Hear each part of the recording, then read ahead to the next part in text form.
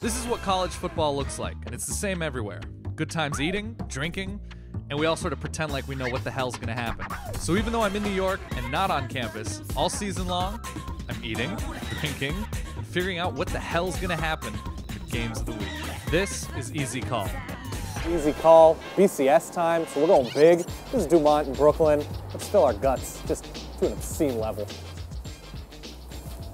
Okay, here we are. Gotta look a little bit nice. BCS bowl time of the season finale. We're doing it big here because, honestly, it's Easy Call, it's food, it's college football. Let's go into the big one, the granddaddy of them all. When you talk about BCS bowl games, you're talking about the Rose Bowl. I'm talking about the Rose Bowl. Stanford 4.5-point favorites over Michigan State. Michigan State team probably weren't expecting to be in this game, but let's go with the keys for the Cardinal. The offensive line, that big, bruising Stanford offensive line. Big thing for them to be able to dictate against a very good Michigan State front.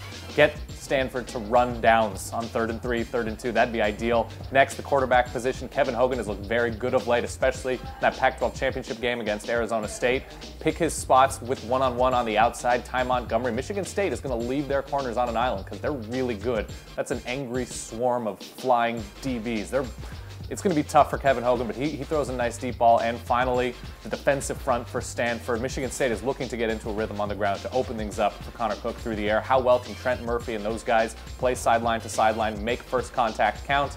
That's going to be huge for the Cardinal. Keys for Michigan State, that defensive front. Shalik Calhoun, how well can they get into the backfield of Stanford, get to 3rd and 7, 3rd and 8, make Kevin Hogan win this game? They can do it. Don't do it with safeties coming up and helping because that's where Stanford can burn you. Next, the coaching for Michigan State. Mark D'Antonio, Pat Narduzzi, a great duo there. They haven't been on this BCS level. They don't know the routine out in Pasadena. They're new. They're going to be at Disneyland with eyes wide open and everything like that. This is all new, this focused routine. And finally, quarterback position for Michigan State. Connor Cook has looked great the second half of the season, actually peaking against Ohio State in the Big Ten championship game. How well can he do against a Stanford defensive backfield that's probably significantly better than Ohio State, which he was able to take advantage of in the fourth quarter? I think the game goes probably a little like the Big Ten championship game, but I think Stanford maybe separates themselves at the end. I think there are too many ways for them to win, and that secondary is going to be too hard. Let's go Stanford in this one. What do we have here? We've got a very Rose Bowl opening dish. We got greens with a garlic cream sauce, cheese over fried artichokes. Yeah, we're classing it up. Season finale. Let's get up in this. Oh man, super garlicky. Feel my cholesterol going down. What's up, garlic? Next up, New Orleans, after the new year. Sugar! 15.5-point favorites, the Tide. That's how you know it's a good game, over Oklahoma. Keys for Alabama. The coaching staff needs to get this team focused. They're probably a little bit disappointed to be in the Sugar Bowl, which is a testament to how far Alabama has come, but it's not the sexiest opponent in Oklahoma who spent the majority of the season, or at least the second half of the season, outside the top 10, 12, but Alabama should be good in the focus department. Next, the defensive front for Alabama. They're not going to get beaten through the air. We know this. They need to force the quarterbacks into bad, quick decisions, stop that Oklahoma run because there is talent in that backfield. And finally, the running back position for Alabama, TJ Eldon especially. The Oklahoma front, not bad, but beat up, still very much injured. Go straight at them, make them beat you just physically, and they won't because Alabama can succeed over and over there. Keys for the Sooners, the health. How healthy is Trevor Knight? Who starts at quarterback? What is the quarterback situation? How good can they be being forced out of the pocket and throwing on the run? I have no idea. I really don't know. I don't believe in this team at the quarterback position. Next, the running back position. I feel good about Brennan Clay and the running backs at Oklahoma. How well can they use misdirection? They're good enough to fool Alabama's front. We saw Auburn do it. I'm not saying Oklahoma can perform like Auburn in the run game, but use some of those tactics. Try to go a little zone read. You have talent at the quarterback position on the ground. Do that. And finally, the secondary for Oklahoma. They're going to be on islands. There's talent there. How well can they win those one-on-one island battles against really talented Alabama receivers? I'm looking at you, Amari Cooper. How well can they defend that? Because that's the position they're going to be in. I'm going to go Alabama. I'm going to give those points. It's a lot of points, but I don't have a reason to believe in Oklahoma emphatically in the South. They're not good enough to be in this game. Let's go Alabama minus anything here. Let's go. What do we have here? We've got a chicken club. Just hold on to this. Oh, yeah. We got chicken club, bacon, grilled chicken, an avocado aioli. Come on, those are two of my favorite words that begin with an A that could be put on a plate. Middle bread. Ooh, tangy, salty, crispy. Chicken's really fresh. No, this is a comeback for this kind of thing. Next up, Orange Bowl. Actually, really, I'm looking forward to this matchup. You have Clemson, Ohio State, two teams, perhaps thought they were going to be a little bit higher, but really still an entertaining game here. Ohio State 2.5-point favorites, but really could go either way. Keys for Clemson, that defensive front against that power rushing attack of Ohio State. Vic Beasley, those guys, probably the best defensive line that Clemson has had in a long time, just in terms of depth and how good they are, just in terms of versatility. Next, the speed for Clemson. Where's the matchup that can be exploited? Ohio State secondary?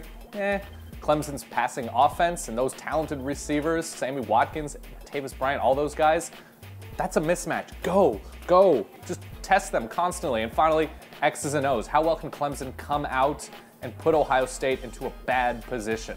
How quickly can they just make a statement in this game? Maybe get Ohio State down after Ohio State this close to the national championship. That'd be fun to see. Next up, Ohio State.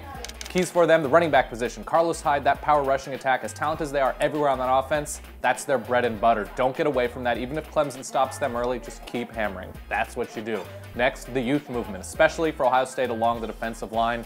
Joey Bosa, those guys, that's their best pass defense. Their weakness is their secondary, but that pass rush is so good. And finally, quarterback position for Ohio State. Was it Braxton Miller's last game? If so, if he's thinking that way, how well can he prove to the NFL that he's ready to be a pro quarterback? I'm curious because he's shown it at times.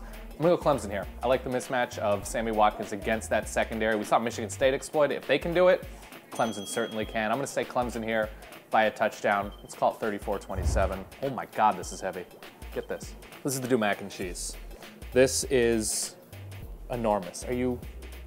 It's enormous. You got the crust, a beautiful cheesy crust on the mac and cheese. There's bacon somewhere in this above ground pool of flavor. It's so dense. Look at this. Ah. This is stupid. This is how I want to stay warm through the winter.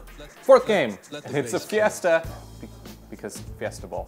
Baylor UCF. It's not the sexiest game. Baylor 16.5-point favorites. That's a lot of points for a BCS Bowl game, but UCF, one of the better stories this season, making it to the BCS Bowl in the final year of the AAC and automatic qualifying. Keys for the Golden Knights. I still call them the Golden Knights, whatever. I like it. UCF, the secondary's got to be able to win those one-on-one battles. We talk about those island battles. Baylor's getting healthier at the receiver position. That's not okay for UCF. They need to be good for 4 straight quarters. It's a good secondary. Has to be excellent against this Baylor team. Next, the defensive front. Baylor is as that running game goes, and those running backs are getting healthier for Baylor. They need to be able to get stops with 6, 7 guys in the box. Can't have those safeties creeping up, or else it's Baylor. And finally, the quarterback position. Blake Bortles showcasing his talents for the NFL, perhaps very, very good. It's an underrated Baylor defense. They're spicy. They're very good against everything. How well can Blake Bortles pick them apart? Has a good running back in Storm Johnson. It's a good running back by committee, but Blake Bortles, big key in this game. He's the star that will make UCF go. Keys for Baylor. How healthy are they? Do the running backs, Lake Seastrunk, all these guys have their legs back under them? Next, the defensive front for Baylor. Again, underrated, but they need to get to Blake Bortles quickly because he is good enough to pick apart a good defense. Yes, he is that good. He is probably one of the best 5 or 6 quarterbacks in the country. He's playing indoors against a Baylor team, perhaps wanting to play for more. And finally for Baylor, the offensive line. It's a good UCF defense. It's not the greatest in the world. So what should they do? Run and run and run and run. Just keep on running, keep going straight at that team. The opportunities will be there. 16.5 points is a lot. I don't love UCF's offense, but I really like their defense. I think they're good enough with time to keep this closer than that. Let's go Baylor 34-23. This right here, you got the DuMont burger, house pickles, bacon, sharp white cheddar, this perfect patty. Oh, perfect patty. Love me some alliteration. You got pickled onions. Let's stack that on. Look at this thing. This is a monster. There's so many things happening right now. The brininess of the onions. You see this on tacos a lot. It's pickled onion. Not on burgers enough. Juiciness. All right, you know what time it is. National championship time. Florida State, Auburn, Knowles, 8.5-point favorites. Auburn, SEC champs, improbably so. Florida State just wrecking their way through their schedule. This is gonna be a really fun one. Glad we got the best 2 teams in the country in Pasadena, the mecca of college football. Keys for Florida State. Defensive front against this Auburn rushing attack, which is maybe the best thing in this game other than Jameis Winston. How well can they read their keys, stay home, make first contact count against a Heisman caliber running back in Trey Mason? Nick Marshall's been great on the ground. He can burn them. Next key for Florida State, coaching staff. Coaching staff that really hasn't been in this game together. Jimbo Fisher's been great, but how well can they adjust to the adjustments, especially on defense? Jeremy Pruitt, Sal Sunseri, Gus Malzahn's going to be changing things play to play to play quickly. How well can they respond? That's going to be huge. And finally, Florida State, the quarterback position. They got the best one in the country. They got the best player in the country. How does he deal with the emotions of this game as a redshirt freshman? I think he does a really good job with that all, but it's still a concern. Next, Auburn, keys. So weird that we're talking about Auburn in the national championship game, but God, have they been good. No, they've been excellent. First key, the secondary against this Florida State attack. They're going to be put on an island because Florida State does everything well. Florida State has three, not just good, but great receivers in Rashad Green, Kenny Shaw, and Kelvin Benjamin. If you're going to nitpick Auburn, an excellent team, that secondary is where to start nitpicking. Second key for Auburn, the quarterback position. Nick Marshall's been way better and has exceeded all expectations anybody, including myself, has had this season. How good will he be without play action? If Florida State and that defensive front, that very, very salty, dangerous, scary defensive front, puts him into 3rd and 9, 3rd and 11, 3rd and 8, positions where he doesn't have the benefit of play action. That's going to be a key for me. If he has to throw the ball 25 times, could be tough. And finally, coaching. Auburn.